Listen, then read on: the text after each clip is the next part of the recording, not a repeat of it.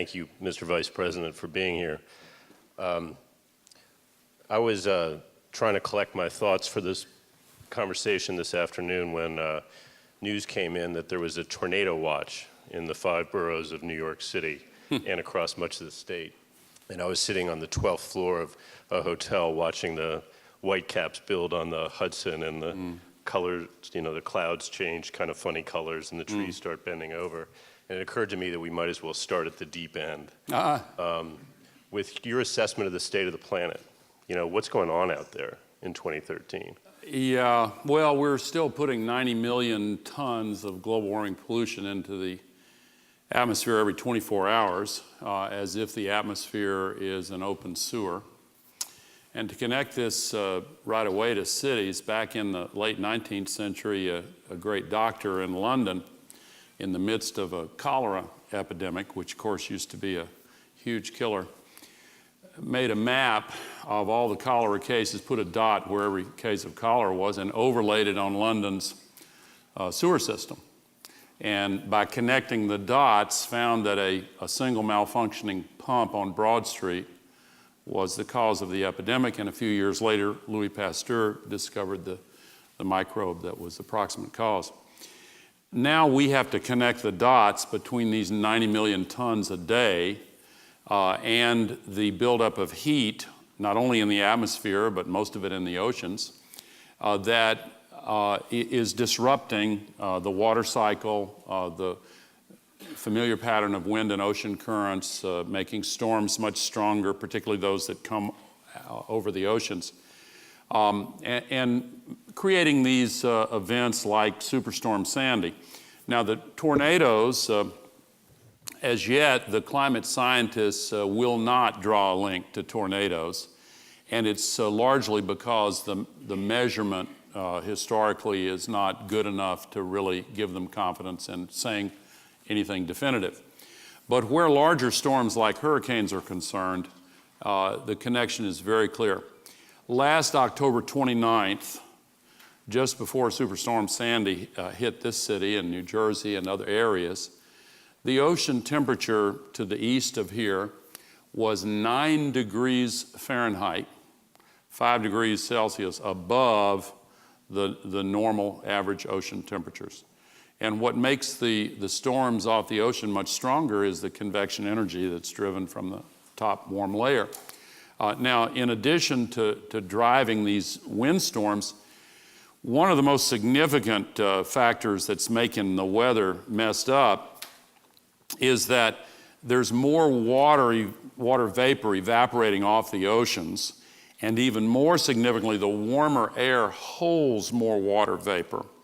So when the storm conditions create a release of that precipitation, either rain or snow, increasingly shifting from snow toward rain, then much more of it falls. There's 4% more water vapor in the atmosphere of the Earth now than there was 30 years ago. And that 4% is not just in the part of the sky above where the rain falls. If you have a bathtub full of water and you open the drain, the water rushing out the drain doesn't come just from the part of the tub directly above the drain. There are these great basins of water vapor. These storms tap into them and reach out 2,000 kilometers often and funnel it inward toward where the drain is opened up. So we get these giant downpours and massive floods, and the same heat evaporates soil moisture more readily. So ironically, in the minds of some, we get both more droughts and more storms. But it's the water cycle that's being disrupted, and the storm track is changing. These storms are moving more slowly across the North American continent and Eurasia because there's a lot more fluctuation. And anyway, what's happening is the cumulative amount of man-made global warming pollution that is up there now is trapping enough extra heat each day to equal the amount of heat energy that would be released by 400,000 Hiroshima atomic bombs going off every single day. Now, it's a big planet, but that's a lot of energy. And the accumulations are still going up. we've really got to do something about it. So let me ask you then about our ability to cope with it. I was struck reading your most recent book, The Future, big name, Six Drivers of Global Change. It reminded me of Earth in the Balance in the sense that there's kind of a dual message. A high degree of optimism on the one hand about kind of rising consciousness globally of the hazard here, and optimism also about about the technology that both to help spread the word via the internet and also to address substituting for fossil fuels via various forms of alternative energy. That's the optimistic piece of it. Pessimistic piece is population explosion, resource depletion, the spread of the consumer culture that comes along with the rise of the global middle class. And I wonder where you think we are in terms of the balance right now. I mean, are the forces of good starting to catch up with the forces of destruction, or are the forces of destruction still far outracing the others? Well, we're on the bubble. We're on the edge. The forces that would create hope are gaining, but it is a race in the sense that it's sort of like Syria. The longer you wait, the harder it gets to deal with it. You don't gain anything by just putting it off. You're kicking a can down the road, but the can gets bigger with each kick. And pretty soon we're not going to be able to kick it. Yet there are good reasons for hope. For example, the cost of electricity from photovoltaic solar energy is coming down rapidly and relentlessly. Same with electricity from wind. And now there are billions of people in the world who live in regions where the electricity from solar and wind is now available at a price that is equal to the average price for all the other sources. And the more we use, the cheaper it gets, whereas the more we use from oil and coal, the more expensive it gets. So these lines are just about to cross, and when it gets cheaper, that's a big difference. You know, the difference between 32 degrees and 33 degrees, or 0 and 1 Celsius, is more than 1 degree. It's the difference between ice and water. And similarly, the difference between electricity from renewables at a price below that from coal compared to above is not a trivial difference. Because I'll give you a quick analogy here. I remember back in the 70s, I was then, as I am now, kind of a geeky early adopter of technology. And I remember the first cell phones that consumers could buy, and it looks like a big brick. I thought it was so cool at the time. And I remember a friend of mine, Congressman Tom Downey from this state, I used to go over to his house for dinner a lot, and you know him. And so I called him up on this newfangled deal and said, "What about dinner tonight?" He said, "Yeah, come on over. What time can you get here?" Knock, knock, knock. And he opened the door, and it was like the old Saturday Night Live Wild and Crazy Guys. Whoa!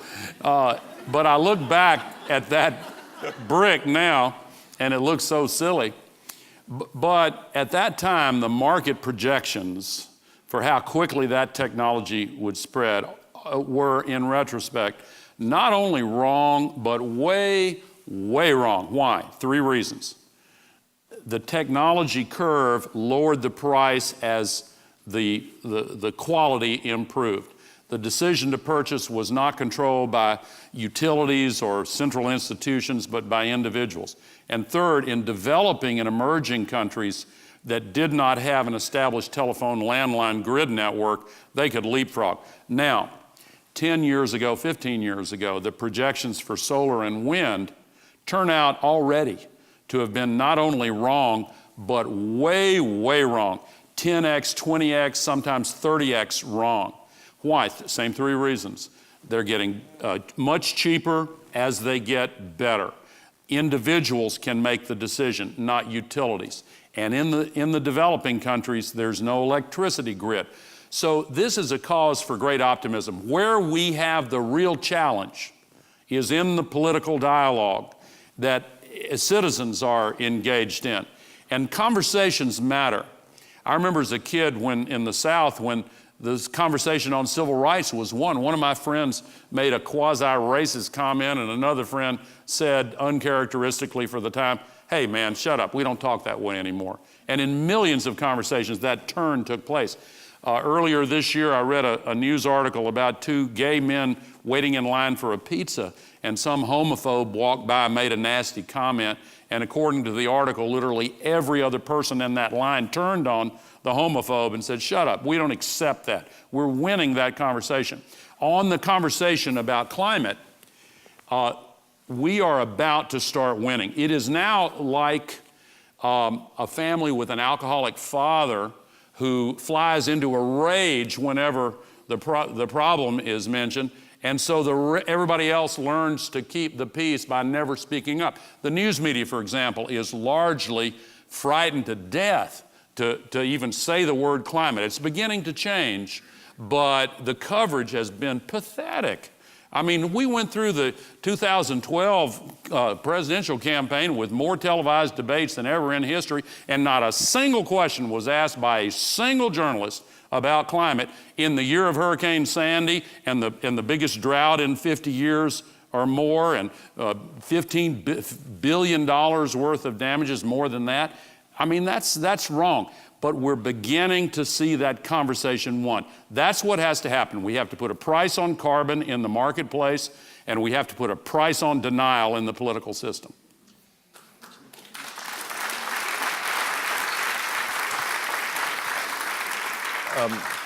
You write in the book a little bit about what you see as the coming decline of the power of the nation state, which we seem to be experiencing intensely at home right now, subject I'd like to come back to in a second, and the rise of the megacity at the same time.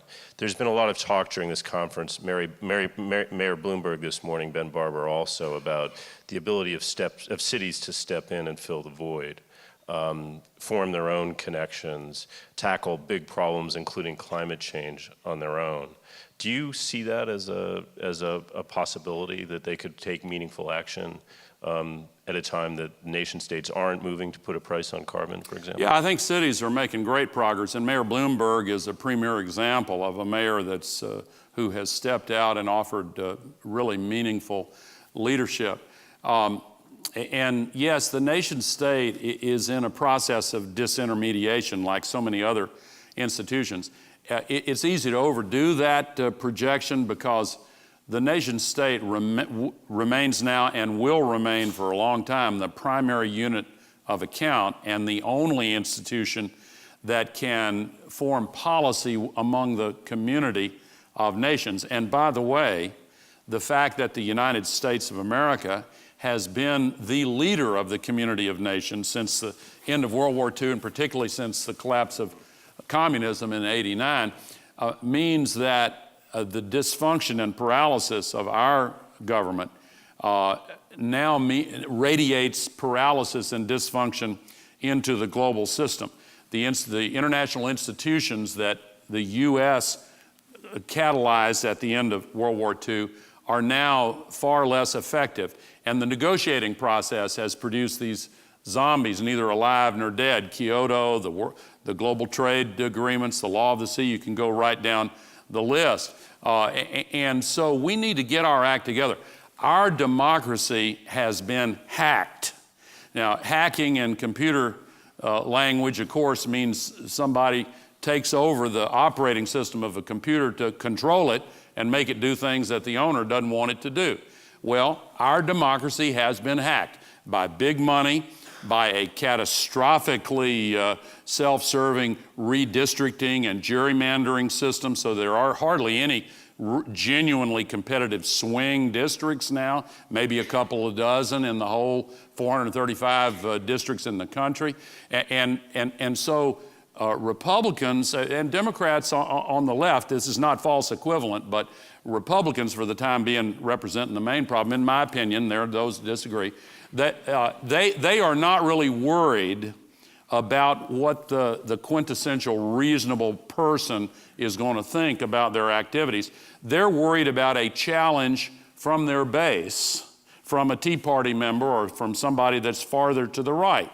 And so there is total gridlock. Now, cities are rising to the fore partly to fill this vacuum left by the declining influence of nation states.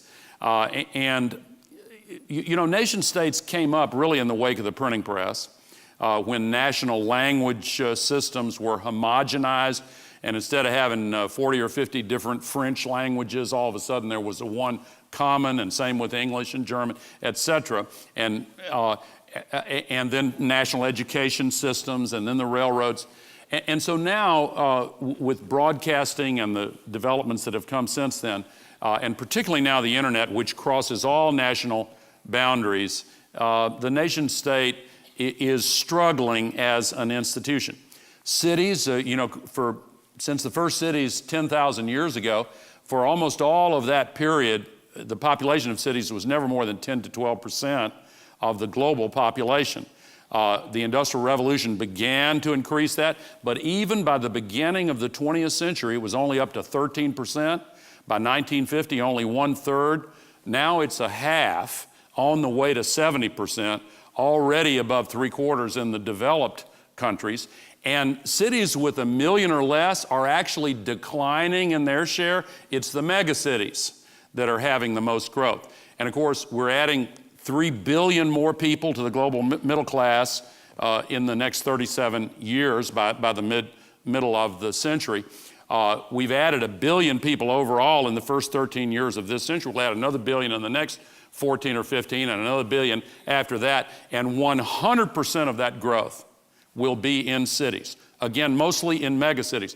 When I was born, there were only 2 cities. Well, really at the beginning of the 1960s, by then still there were only 2 cities above 10 million, Tokyo and New York. Now there are 23. By mid-century there'd be 37. You get Lagos, now 11 million. It'll be 19 million by mid-century. Dhaka will be 33. No, Delhi's going to be 33 million. Tokyo will still be the largest. And so they've got to make their systems functional. Water, sanitation, housing.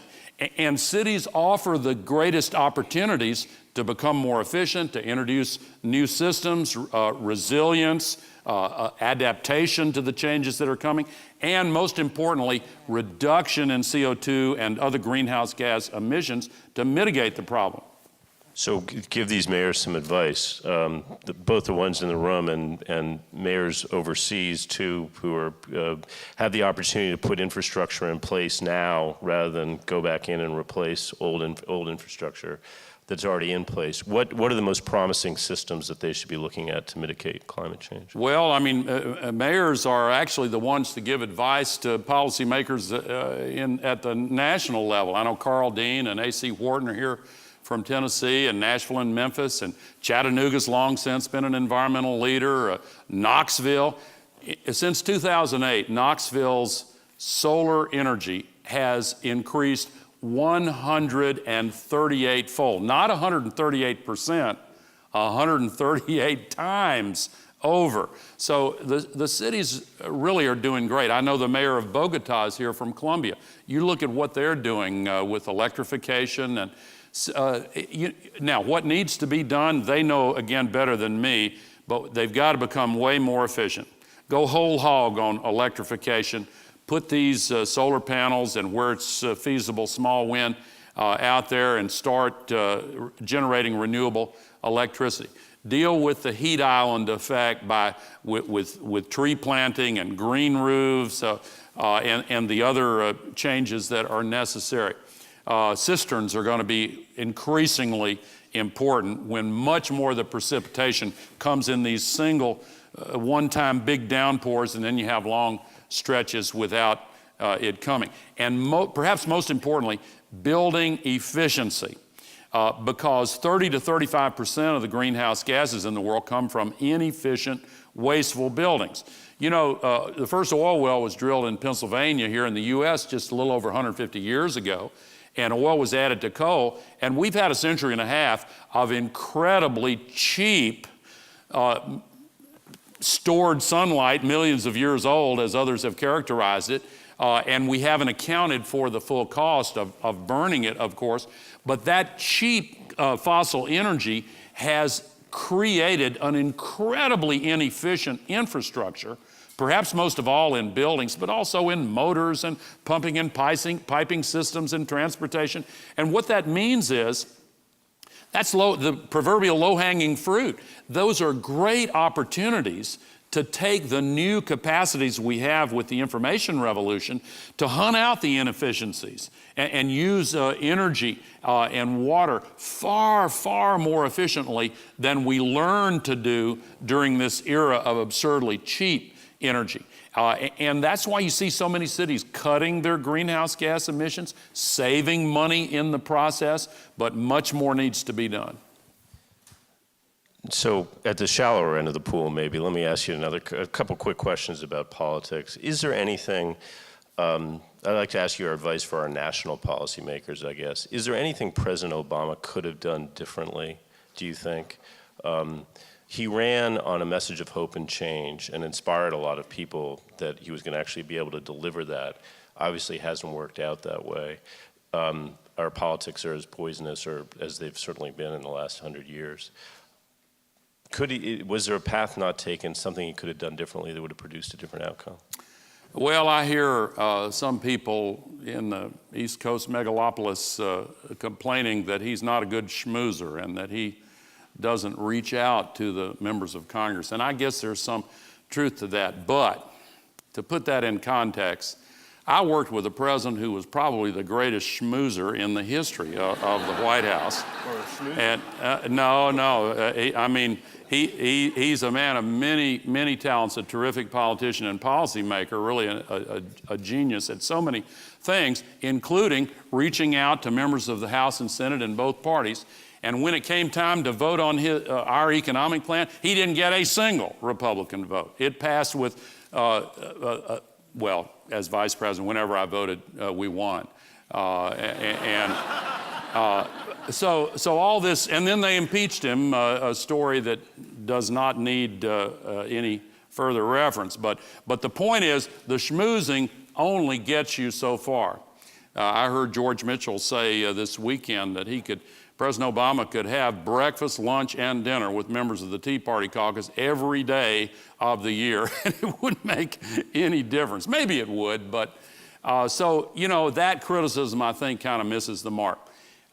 Could he have done some things differently? Of course. But I really think that there is a well-known, there's a lot of truth to the well-known label false equivalence. I think that the influence of big money that I talked about earlier is corrupting, destructive, and has created a truly pathetic situation.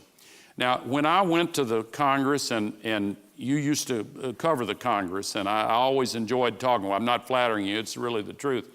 But back in those days, you know, I felt such a genuine thrill, no kidding, beyond the capacity of words to describe it, to go and meet with constituents and get their ideas and go back and try to put them into effect. And of course, I was trying to get them to vote to reelect me, and I worked so hard at doing that, I actually ended up doing some things to help them out. But my point is, that's what I focus my time and attention on. And that's what our founders wanted to put in my mind and heart, because that's what the incentives were all about. What is the difference today? Here's the hack. Here is the hack, very concisely described. Today, members of Congress spend between 4 and 5 hours every single day calling wealthy and powerful people and special interest groups on the telephone and meeting with them for lunch and at cocktail parties and begging them for money. And of course, they're set up to give money. And they're increasingly crass and brazen in demanding a quid pro quo in return for that money. So attendance at the committee meetings is down. The floor debates are often just a sham. Famously, the late Senator Robert Byrd said on the eve of the vote to invade Iraq, enough said there, on the eve of the vote, he said, "Why is this chamber empty and silent?" We're about to make the most consequential decision any democracy makes between war and peace. Why is this chamber empty? Well, I know why it was empty. They were all out at these little cocktail parties and receptions begging rich people for money. That's what drives the system today, and that's the hack. They're mostly good people trapped in a bad system, but what was in my heart and mind that the founders intended is crowded out today by the constant need to beg for money. 80% of the money spent by both parties goes to purchase 30-second television advertisements. Now, here's the hope in all this, okay? When our country was created, it was the fullest flower of the Enlightenment, which came in the wake of the printing press, which created a revolutionary new information ecosystem that empowered individuals with knowledge that had previously been restricted to elites. And the entry barriers for individuals to join the public conversation were very low. And that generated the emergence of a marketplace of ideas that was characterized in the main by a meritocracy. Those that attracted more support gained more support and attention still. And over time, ideas, logic, reason, facts came to be the source of power to substitute for wealth and force of arms. And the feudal system collapsed, and the ancient dream of democracy was reborn in a new guise. And for a century and a half, that it was never perfect and shouldn't idealize a golden age, but we made better decisions collectively than the people of any other nation on earth. And we emerged as the leader in the mid-20th century because we had the moral authority that came from making intelligent, values-based decisions by using the wisdom of crowds. In the last third of the 20th century, television displaced the printing press, and all of a sudden the entry barriers weren't low. They were manned by gatekeepers that charged heavy rents to get access to the public mind. The congressmen spend 5 hours a day raising money because the average American spends 5 hours a day watching TV.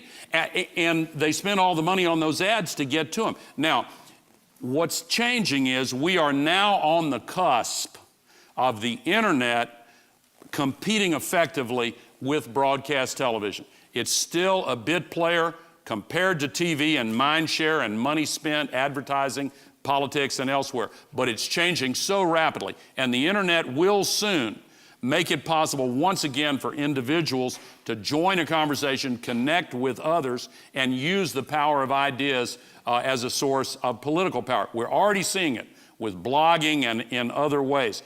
But any of you here who have the ability in your cities to facilitate not just putting your city information out there on a website, but using city stat type systems, connecting your citizens to the everyday, hour-by-hour functioning of municipal governments. Get them involved. Make it easier for them to debate and participate in the discussion of the choices that cities have to make. This needs to be done at the national level too. So I'm hopeful that we will soon get there.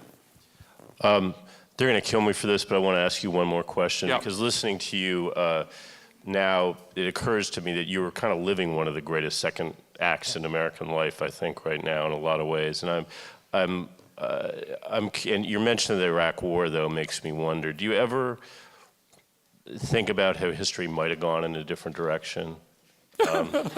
No, seriously, I know that's the, do you ever, is it just all like, you know? Well, oh, gee, that's never really occurred to me. Fair enough. I deserve that. There would have probably been a few things different, yes. All right, I think there would have been. All right, let's leave it there. Thank you very much, Mr. Vice President. Thank you very much. Thank you.